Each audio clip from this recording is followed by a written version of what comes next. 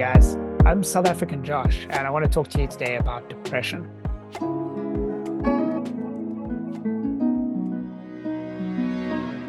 Man, I know depression firsthand. I've got a lot of personal experience with this myself and professional experience too. So I want to bring this all to you to help to enrich your lives and those around it who need it. Tap that like button and subscribe so that it lets the algorithm know to send this content out to other people who could really benefit from it.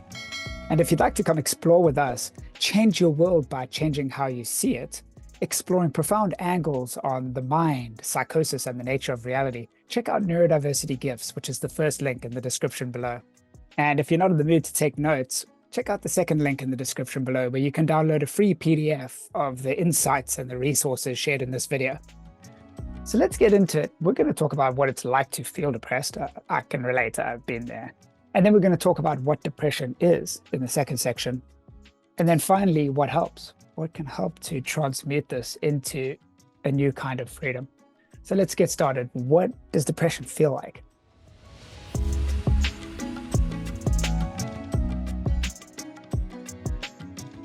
Firstly, depression, I get it on a personal level because I had 7 months of debilitating clinical depression, where all the color just evaporated from my life.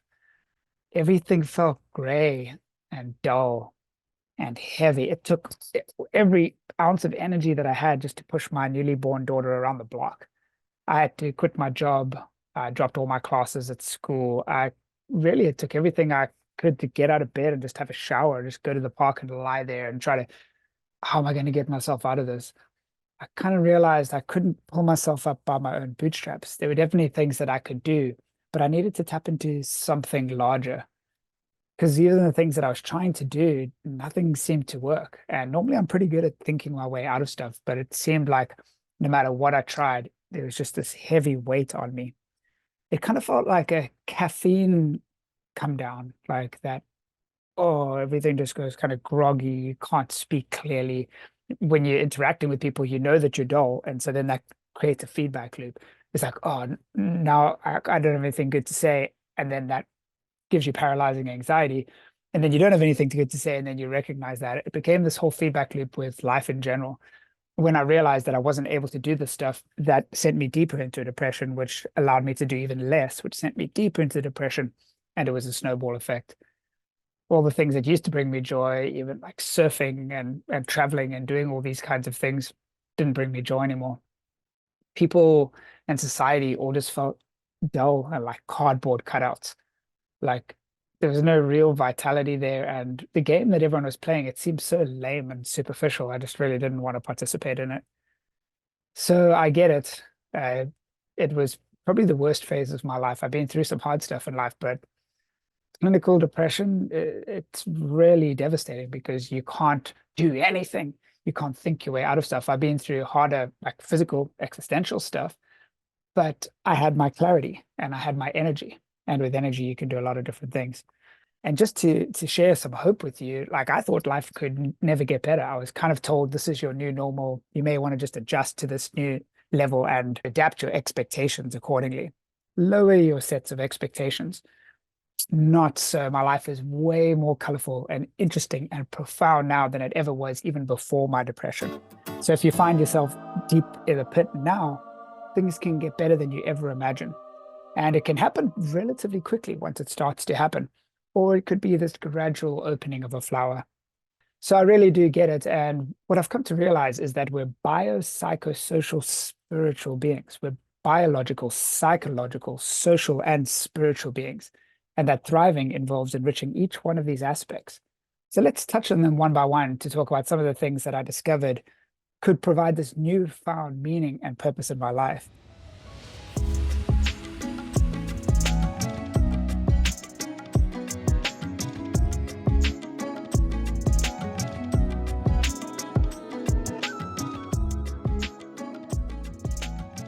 So biologically, we're these amphibious blends of both animalistic mud as well as angelic creative spirits. And I think we need to gravitate at the right height between those two domains. A balance between not being so down and stuck in the mud that we can't do anything, and also not being so heavenly minded that we're no earthly good. my depression came on the backs of a manic and psychotic episode where I was too heavenly minded and no earthly good. And then I crashed deep down like Icarus did. And so biologically, I found that obviously my neurochemicals were playing some sort of a role in it. I don't think depression's all neurochemical, but definitely finding the right dose and type of medication was important to me. Initially, my psychiatrist wouldn't prescribe antidepressants because I'm diagnosed bipolar 1, and typically it sends people manic. So I was kind of stuck. I didn't know what I was supposed to do, and none of the things I was trying were working. The antipsychotic class seemed to be putting a glass ceiling on me, although it allowed me to be grounded. The mood stabilizers seemed to be cutting off my highs and my lows, although they kept me grounded. But I didn't have anything to lift me up. I was also told to get off caffeine because they say that caffeine causes anxiety. So I stopped caffeine cold turkey. In retrospect, bad idea. That was kind of confounding the variables because caffeine withdrawal is heavy. And so I was kind of conflating the two things. I was also coming down off caffeine and I was depressed and they fed into each other. So I did manage to shop around though. I wasn't going to be content with finding psychiatrists who weren't willing to cooperate. Not that I needed a certain type of medication, but I wanted someone who could both give and take.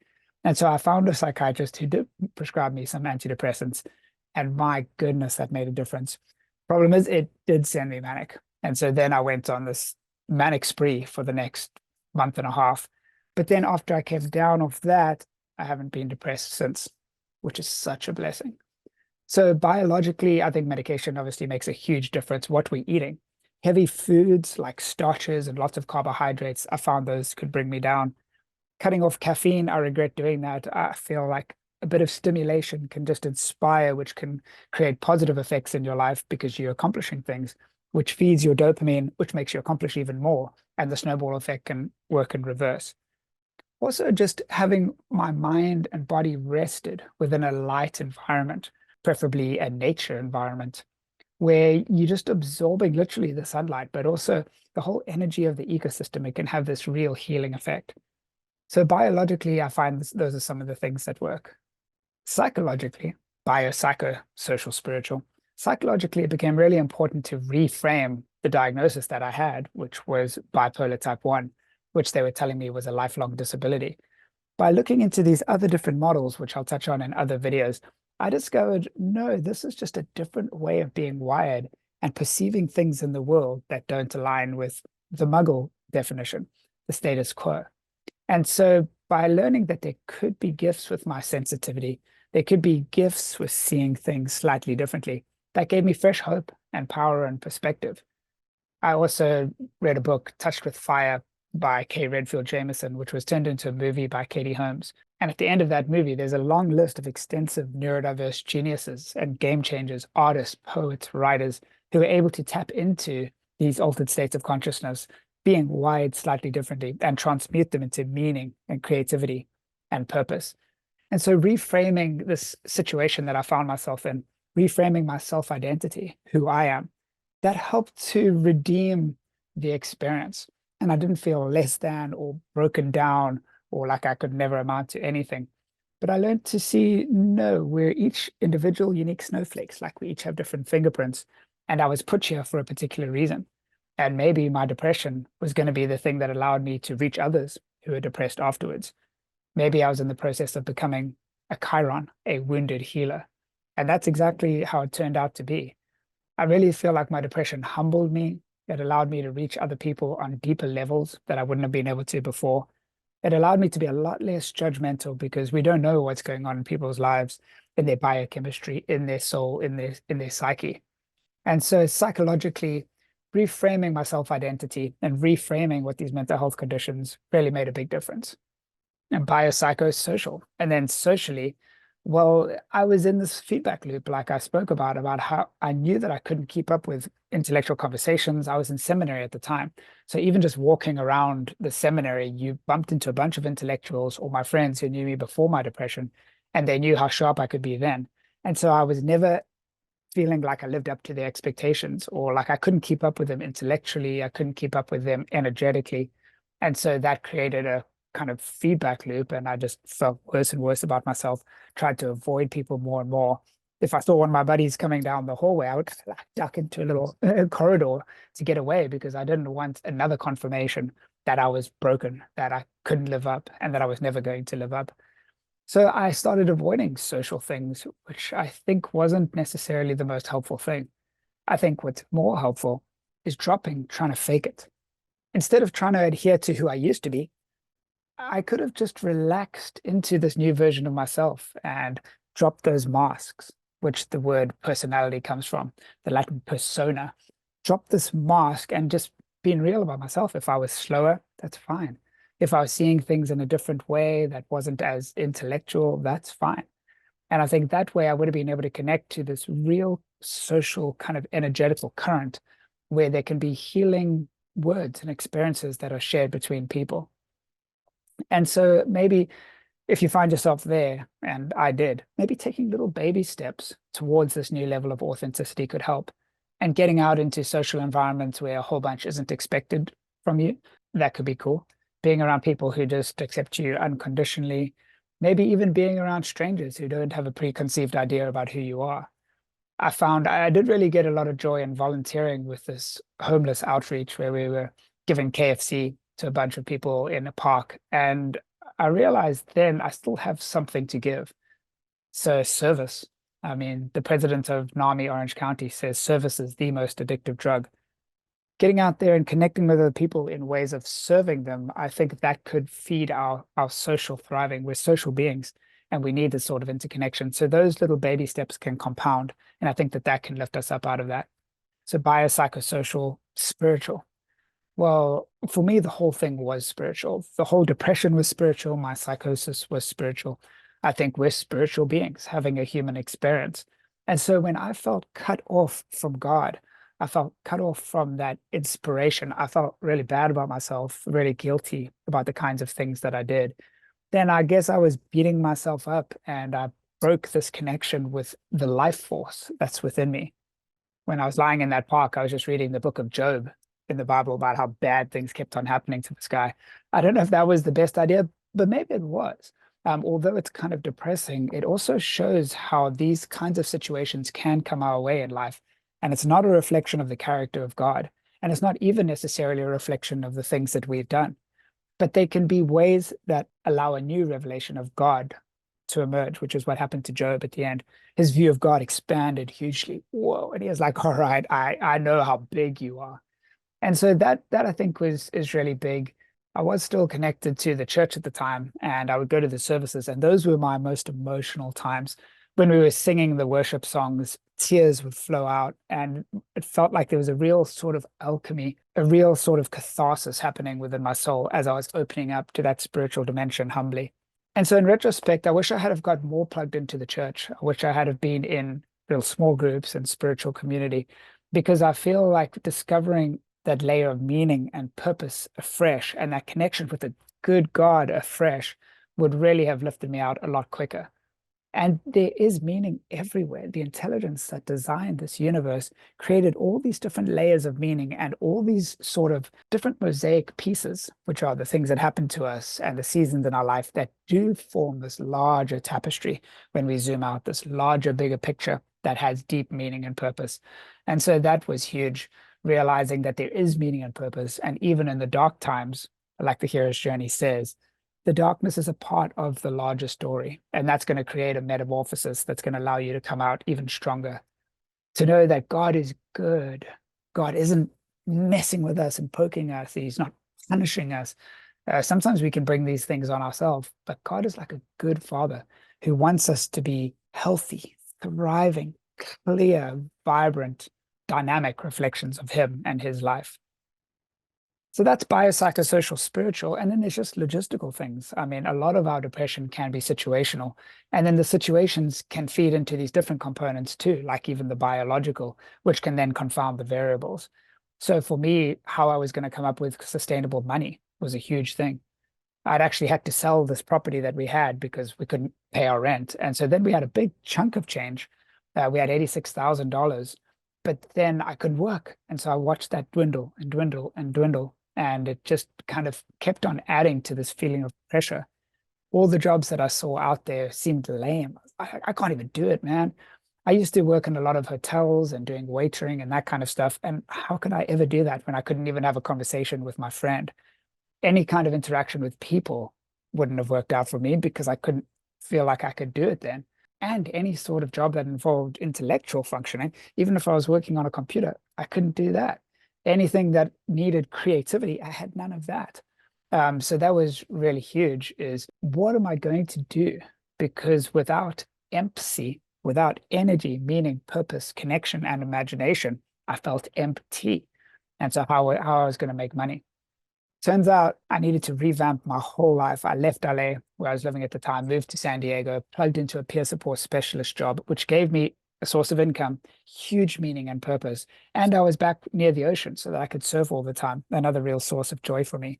So money was huge, finding meaning, these logistical things, even like if the temperature's too hot, the kind of environments that we're living in, even if our houses are dark, feeling like there's nothing to work towards, like we're not accomplishing anything.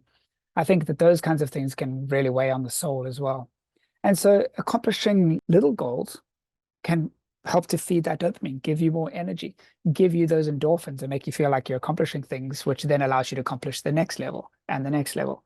A journey of 1,000 miles starts with a single step. And so you can use SMART goals to be able to start to make your way towards this progress. S is for make the goals specific, make them measurable, make them A, achievable, R, realistic, and T, timely.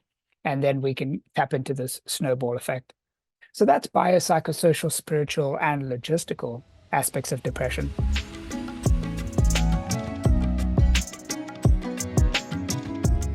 And then some other things that help with depression are I joined a community called DBSA, Depression Bipolar Support Alliance, and they had an acronym called GRAPES, which I think is helpful.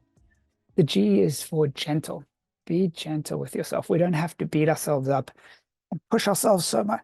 It's like if you're yelling at a plant, the plant grow. It's not going to make it grow any faster. What you need to do is nurture the soil around the plant and love the plant. Actually, plants can pick up on our thoughts and our communications and love the plant. And then that feeds into the growth. Expose the plant to the light. So G is for gentle. The R in grapes is for relaxation. To deeply unplug from all the hustle and bustle, to unplug from all the expectations, to relax your body and your mind and your soul, whether this is in nature, whether it's listening to music, whether it's getting a massage, whether it's doing these kinds of things that feed the body and the mind, relaxation is hugely important. The A in grapes is for accomplishment. Accomplishing little things like those SMART goals can help you to achieve. That makes you feel like you're going places, you're achieving things. And then the P is for pleasure, things that bring you joy. Like, I wish I had have just spent a little bit of that $86,000 on going out and getting myself a filet mignon steak and just enjoying that whole experience. Sometimes we think, well, I'll enjoy myself when I'm out of this, but then that holds us in the situation. I think there are things that even don't cost money that we can genuinely enjoy, and doing things that bring us pleasure can then fuel that tank and allow you to do more things that accomplish things and bring you pleasure. And then the E in grapes is for exercise. We know how important exercise is. Gets that heart pumping, gets the dopamine and the serotonin and the endorphins flooding. And so even in my depression, I knew this, and I was running around this park in the blistering hot heat because I knew exercise was so important. In retrospect, I think you've got to find the right kind of exercise that you genuinely enjoy to do, even if there is some sort of like pushing of your boundaries, finding something that brings you joy that you enjoy to do, whether it's a sport of some kind, maybe it's a team sport, maybe it's solo. For me, it was surfing, or something that you can do that helps you to feel like you're getting this exercise in the right way. Certain kinds of running or running in a certain part of the day could really help. Even just taking brisk walks through nature or through mountains or up hills. Now there's a bridge by my house that I really enjoy walking up. I can feel like my body pushing itself, and I get that kind of sense of satisfaction at the end. So that's E in grapes. And then finally, the S is for social. Just, doing those kinds of things that do expand that social connection that allow us to be more authentic with other people. And sometimes a service is a great pathway to get into that social connection again. So that's the grapes acronym. And then another thing that helps, I've found, is seeing the depressed mood as passing weather. It's not always going to be like this. Weather comes and goes, and we can equip ourselves against it. We could bring umbrellas and that can protect us. It's still kind of dark and cloudy, and we probably still get our feet wet, but there are certain tools that can allow us to ride through that season. But it's just weather. The weather will pass as well. This too will pass. And I think one of the biggest things that kept me in my depression was thinking this is my new normal, that it's always going to be like this. Turns out that it wasn't always going to be like that. Things can get more bright than you ever anticipated. And actually, that storm, as it drops the rain on the ground all around you, can be the thing that nourishes the ground and paves the way towards new life and new growth to emerge. What also helps is reminding yourself of your sources of inspiration and your maps of meaning. Who are some people that you've looked up to? I can almost guarantee that they've had hard times in their life. If we look at so many of the greats, their characters were forged during this hard time. It turns these hearts that are filled with other impurities into this pure gold when they go through the refining fire. And so when we look to the other people of the past and our sources of meaning and inspiration in terms of models on the nature of reality, it's like how infinitely complex and beautiful and huge is the universe. Look how far space goes out there. Look how deep life is happening on the microscopic level. Science is full of mystery and wonder. Like Einstein said, there's only two ways of looking at the world, as if everything's a miracle or if nothing's a miracle. If you choose to see everything as a miracle, I find that brings a sense of wonder and awe. They did a study on people who were in San Francisco in the city and who were out in Yosemite. And the ones in Yosemite, when they were surrounded by this wonder, saw themselves as much smaller and yet felt much more connected to a sense of well-being and meaning and purpose. When we look at the grand scope of what we're a part of, that can really allow us to see the majesty behind it. And when we know that we, with our finite minds, can only accomplish this much, when we reach the edge of ourself, we actually discover other. We can discover this larger intelligence which can carry us. Maybe we don't need to do it all ourselves. Maybe we don't need to pull ourselves up by our bootstraps because you can't, and you can't reach higher than your head. You get kind of stuck there. But when you connect to this larger thing, then that can help to lift you out of that. We can look to the heroes of the past to know that the obstacle is the path. It's not necessarily like this annoying thing called depression came along and it's blocking your path. You want to just keep on going down that same trajectory. No, the depression is part of the path. The obstacle is the path. And by learning how to climb over that, how to dismantle this block that's been put in your way, how to sidestep around it, this can give you new aspects of the path that you're going to go down. So many of us spend our whole lives climbing this ladder. And when we get to the top of the ladder, realize it's leaning against the wrong wall. Rather bring that ladder down, figure out which wall is the right wall so that when we put it back up and start climbing again, we're proud of where we got to at the end when we reach the top of Maslow's hierarchy. It's not actually self-actualization. It's self-transcendence, tapping into something larger. And then to know that you're not alone as well. To connect to support groups like DBSA and like others, the NAMI support groups, where you can connect to like-minded people who really get it. I think that's huge. You're really not alone. There's a huge mental health community out there. Like, how many of you guys have a mind? Right? Everybody has a mind. Mental health is important to all of us. And so there's a huge community of open hands, open hearts, and open minds out there who you can connect to. And so that's kind of a snapshot of some of the things that allowed me to turn my traumatic experience into post-traumatic growth, coming out better after a trauma than you were even before you went into it. Those are some of the things that helped me. What helps you? You've got a lot of wisdom too. You've got a lot of lived experience that you can bring to our round table and can enrich the lives of others. Leave your thoughts in the comments, please. We'd love to hear from you. Please go ahead and tap that like button and subscribe to the channel so that we can stay on this adventure together. And if you want to learn more about these profound and existential angles on mental health, the mind, psychosis, and the nature of reality, sign up for Neurodiversity Gifts. It's the first link in the description below. And you can download a free PDF that contains the resources and the insights shared in this video by going to the second link in the description below.